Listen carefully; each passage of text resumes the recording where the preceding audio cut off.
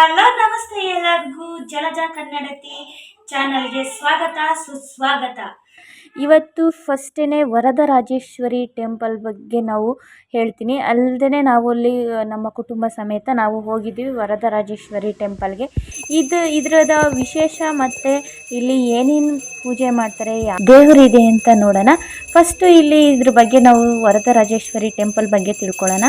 13ನೇ ಜ್ಯೋತಿರ್ಲಿಂಗ ಅಂತಾನೆ ಇದ್ರ ದೇವಸ್ಥಾನದ ಹಿರಿಮೆ ಪಾತ್ರವಾಗಿದೆ. ಇಲ್ಲಿ ವರದರಾಜೇಶ್ವರಿ ಶಿವಾಲಯ ಇಲ್ಲಿ ನೆಲೆಗೊಂಡಿದೆ. ಇದ್ರ ಪವಾಡ ಕೇಳಬೇಕಂದ್ರೆ ತುಂಬಾ ಅಚ್ಚರಿ ಆಗುತ್ತೆ. ಯಾಕಂದ್ರೆ ಇಲ್ಲಿ ಭಕ್ತಾದಿಗಳು ಬಂದು ಇಷ್ಟಾರ್ಥಗಳನ್ನ ಬೇಡ್ಕೊಂಡು ಅವರು ಕೂಷ್ಮಾಂಡ ಇದನ್ನ ದೀಪವನ್ನು ಹಚ್ಚಿ ಹೋಗ್ತಾರೆ. ಅಲ್ಲದೇನೆ ಅವರು ಯಾವುದೇ ಕಷ್ಟಗಳನ್ನ ಕೇಳಿಕೊಂಡ್ರು ಸಮೇತ ಈ ಶಿವನ ದೇವಸ್ಥಾನ ತುಂಬ ವಿಶೇಷವಾಗಿ ಅವರಿಗೆ ತಮ್ಮ ಕೋರಿಕೆಗಳನ್ನು ಪೂರೈಸಿದೆ ಅಂತಲೇ ಹೇಳ್ತಾರೆ ಇಲ್ಲಿ ಭಕ್ತಾದಿಗಳು. ಇಲ್ಲಿ ವರದರಾಜೇಶ್ವರಿ ಇತಿಹಾಸದ ಬಗ್ಗೆ ನಾವು ನೋಡೋದಾದರೆ ಇದು ತುಂಬ ಹಳೆಯದಾದಂಥ ದೇವಸ್ಥಾನ ಅಂತಲೇ ಹೇಳ್ಬೋದು. ಇಲ್ಲಿ ಭಕ್ತಾದಿಗಳು ತುಂಬಾ ಬರ್ತಾರೆ. ದಿನಕ್ಕೆ ತುಂಬ ಹೆಚ್ಚಾಗ್ತಾನೆ ಇದ್ದಾರೆ ಇಲ್ಲಿ ಶಿವನ ದೇವಸ್ಥಾನಕ್ಕೆ. ಶಿವ ಪೂಜೆಯಿಂದ ಭಕ್ತರ ಸಕಲ ಸಂಕಷ್ಟಗಳು ಮತ್ತು ಸಕಲ ಸಮಸ್ಯೆಗಳು ದೂರ ಆಗ್ತದೆ ಎನ್ನುವ ನಂಬಿಕೆ ಇದೆ. ಸುತ್ತಮುತ್ತಲಿನ ಸಾವಿರಾರು ಶಿವ ದೇವಾಲಯಗಳನ್ನು ನಾವು ನೋಡ್ಬೋದು.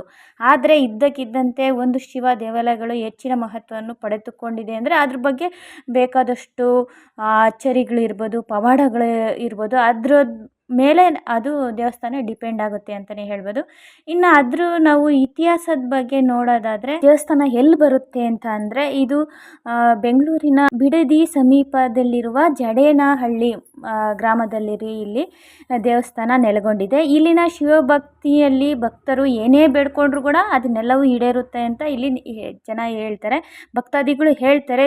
ಈ ಶಿವ ತುಂಬ ಪವರ್ಫುಲ್, ಶಕ್ತಿಶಾಲಿಯಾದಂತಹ ದೇವಾಲಯ ಅಂತಲೇ ಹೆಸರುವಾಸಿಯಾಗಿದೆ ಅಂತಲೇ ಹೇಳ್ತಾರೆ. ಈ ದೇವಾಲಯದ ಕುರಿತು ಮತ್ತಿಷ್ಟು ವಿಚಾರಗಳನ್ನು ತಿಳಿದುಕೊಳ್ಳೋಣ. ಫಸ್ಟ್ ಇಲ್ಲಿ ದೇವಸ್ಥಾನದ ಇತಿಹಾಸ ನೋಡೋದಾದರೆ ಈ ದೇವಸ್ಥಾನ ನಾರಾಯಣ ರೆಡ್ಡಿ ಗುರುಗಳು ಈ ದೇವಸ್ಥಾನದ ಮೂಲ ಸಂಸ್ಥಾಪಕರು ಅಂತಲೇ ಹೇಳ್ಬೋದು. ಇವರಿಗೆ ಕನಸಲ್ಲಿ ಏನಾದರೂ ಕಾಣಿಸ್ಕೊಂಡು ದೇವಸ್ಥಾನ ಸ್ಥಾಪಿಸಿ ಅದರಲ್ಲಿ ಶಿವಲಿಂಗನ ಪ್ರತಿಷ್ಠಾಪನೆ ಮಾಡು ಅಂತ ಹೇಳ್ತಾರೆ. ಸೊ ಅದಾಗಿ ಮಾರನೇ ದಿನ ಗುರುಗಳಿಗೆ ನರ್ಮದಾ ತೀರದಲ್ಲಿ ಕೆಂಪು ಶಿವಲಿಂಗ ಸಿಗ್ತದೆ. ಕೆಂಪು ಶಿವಲಿಂಗ ಸಿಕ್ಕಿದ ನಂತರ ಇದ್ರ ಬಗ್ಗೆ ಮಾಹಿತಿ ದೊರೆಯುತ್ತದೆ. ಅಲ್ಲದೆ ನಂತರ ಉತ್ತರ ಭಾರತದಲ್ಲಿ ಶಿವಲಿಂಗವನ್ನು ಬಿಡದಿಗೆ ತರಿಸ್ತಾರೆ ಇಲ್ಲಿ. ನಂತರ ಇಲ್ಲಿ ನೀವು ನೋಡ್ಬೋದು ಕನಸಿನಲ್ಲಿ ನಡೆದ ಘಟನೆಯನ್ನು ಕುಟುಂಬದ ಸದಸ್ಯರಿಗೆ ಇಲ್ಲಿ ಹೇಳ್ತಾರೆ. ಕನಸಲ್ಲಿ ಏನು ಬಂದಿತ್ತು ಅಂತ ಇಲ್ಲಿ ತುಂಬ ವಿವರವಾಗಿ ಅವರು ಹೇಳ್ತಾರೆ. ಅದಾದ ನಂತರ ಒಂದು ವಾರ ನರ್ಮದಾ ತೀರದಲ್ಲಿ ದೊರೆತ ಕೆಂಪು ಶಿವಲಿಂಗವನ್ನು ಬಿಡದಿಯ ಸಮೀಪದಲ್ಲಿರುವ ಜಡೇನಹಳ್ಳಿ ಗ್ರಾಮದಲ್ಲಿ ಎಲ್ಲ ವಿಧಿವಿಧಾನಗಳಂತೆ ಕೆಂಪು ಶಿವಲಿಂಗವನ್ನು ಇಲ್ಲಿ ಪ್ರತಿಷ್ಠಾಪನೆ ಮಾಡಿ ಈ ದೇವಸ್ಥಾನಕ್ಕೆ. ಅಲ್ಲದೆ ಈ ದೇವಸ್ಥಾನಕ್ಕೆ ಮತ್ತೆ 13ನೇ ಜ್ಯೋತಿರ್ಲಿಂಗ ಎನ್ನುವ ಬಿರುದು ಕೂಡ ಇದೆ. ಯಾಕಂದರೆ ಇದು ಶಿವನ ದೇವಸ್ಥಾನ ಆಗಿರೋದ್ರಿಂದ ಇಲ್ಲಿ ಪ್ರತಿ ಶಿವನಿಗೆ ಸಂಬಂಧಿಸಿದ ಪ್ರಮುಖ ಹಬ್ಬಗಳನ್ನು ಇಲ್ಲಿ ವಿಶೇಷವಾದ ದಿನಗಳಲ್ಲಿ ಇಲ್ಲಿ ವಿಭಿನ್ನವಾಗಿ ಆಚರಿಸ್ತಾರೆ. ಅದೇ ರೀತಿಯಲ್ಲಿ ಶಿವರಾತ್ರಿ ಹಬ್ಬ ಅತ್ಯಂತ ವಿಶಿಷ್ಟ ಅಂತಲೇ ಹೇಳ್ಬೋದು. ಶಿವರಾತ್ರಿ ಹಬ್ಬ ಅಂದರೆ ಶಿವನ ದೇವಸ್ಥಾನದಲ್ಲಿ ಎಲ್ಲೆಲ್ಲಿದ್ರೂ ಅದು ತುಂಬ ವಿಶೇಷವಾಗಿ ಮಾಡ್ತಾರೆ. ಅಲ್ಲದೆ ಈ ದೇವಸ್ಥಾನದಲ್ಲಿ 2 ದಿನಗಳ ಕಾಲ ಶಿವ ದೇವಸ್ಥಾನದಲ್ಲಿ ವಿಶೇಷ ಪೂಜೆ ಕಾರ್ಯಕ್ರಮಗಳು. ಮಧ್ಯರಾತ್ರಿ 2 ಗಂಟೆಗೆ 5,000 ಅಘೋರಿಗಳಿಗೆ ಗುರುಗಳಾಗಿರುವ ಶ್ರೀ ಶ್ರೀ ಶ್ರೀ ಕೈಲಾಸಪುರಿ ಮಹಾ ಅಘೋರಿ ಗುರುಗಳು ಇಲ್ಲಿ ಇದ್ದಕ್ಕಿದ್ದಂತೆ ಭೇಟಿ ನೀಡಿ ಇಲ್ಲಿನ ಶಿವಲಿಂಗಕ್ಕೆ ಪ್ರದಕ್ಷಿಣೆ ಹಾಕಿ ಮುಂದಿನ ದಿನಗಳಲ್ಲಿ ಈ ಶಿವ ದೇವಾಲಯ 13ನೇ ಜ್ಯೋತಿರ್ಲಿಂಗವಾಗ್ತದೆ ಎಂದು ಇಲ್ಲಿ ಹೇಳಿದ್ರಂತೆ. ಈ ಘಟನೆ ನಡೆದು 10ನೇ ದಿನಕ್ಕೆ ಕೇರಳದ ಪೌರ್ಣಮಿಕಾವು ದೇವಾಲಯದ ಭಕ್ತರ ಸಮ್ಮುಖದಲ್ಲಿ ಶ್ರೀ ವರದರಾಜೇಶ್ವರ ದೇವಾಲಯವು 13ನೇ ಜ್ಯೋತಿರ್ಲಿಂಗವೆಂದು ಇಲ್ಲಿ ಘೋಷಿಸುತ್ತಾರೆ. ಇಲ್ಲಿ ಅವ್ರು ಹೇಳಿದ 10ನೇ ದಿನಕ್ಕೆ ಆ ರೀತಿ ಘೋಷಣೆ ಮಾಡ್ತಾರೆ.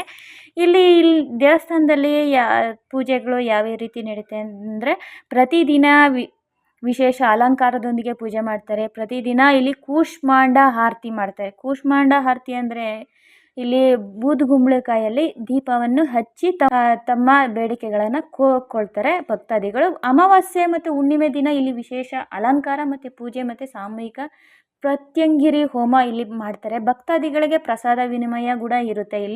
ಇಲ್ಲಿ ಪುಷ್ಪಾರ್ಚನೆ ಆಗಿರ್ಬೋದು, ಬಿಲ್ವಾರ್ಚನೆ ಆಗಿರ್ಬೋದು, ಕ್ಷೀರಾಭಿಷೇಕ ಆಗಿರ್ಬೋದು, ಪಂಚಾಮೃತಾಭಿಷೇಕ ಆಗಿರ್ಬೋದು, ರುದ್ರಾಭಿಷೇಕ ಆಗಿರ್ಬೋದು, ಪ್ರದೋಷ ಪೂಜೆ ಆಗಿರ್ಬೋದು, ಭಸ್ಮಾಲಂಕಾರ ಆಗಿರ್ಬೋದು, ಶಾಶ್ವತ ಪೂಜೆ ಇತ್ಯಾದಿಗಳನ್ನು ಇಲ್ಲಿ ದೇವಸ್ಥಾನಗಳಲ್ಲಿ ಮಾಡಿಕೊಡ್ತಾರೆ. ಇದು ಒಂದು ಅದ್ಭುತವಾದಂತಹ ದೇವಸ್ಥಾನ ಅಂತಲೇ ಹೇಳ್ಬೋದು. ತುಂಬ ಚೆನ್ನಾಗಿದೆ. ನಾವು ಬಂದಿದ್ವಿ. ತುಂಬ ಪೀಸ್ಫುಲ್ಲಾದಂಥ ಮೈಂಡು ನಮಗೆ ಸಿಗುತ್ತೆ ಅಂತಲೇ ಹೇಳ್ಬೋದು. ಈ ದೇವಸ್ಥಾನಕ್ಕೆ ನೀವು ಒಮ್ಮೆ ವಿಸಿಟ್ ಕೊಡಿ. ಈ ವಿಡಿಯೋ ಇಷ್ಟ ಆಗಿದ್ದರೆ ಲೈಕ್ ಮಾಡಿ, ಶೇರ್ ಮಾಡಿ, ಕಮೆಂಟ್ ಮಾಡಿ. ಮತ್ತು ಹೊಸ ವಿಡಿಯೋ ಜೊತೆ ಬರ್ತೀನಿ. Thank you.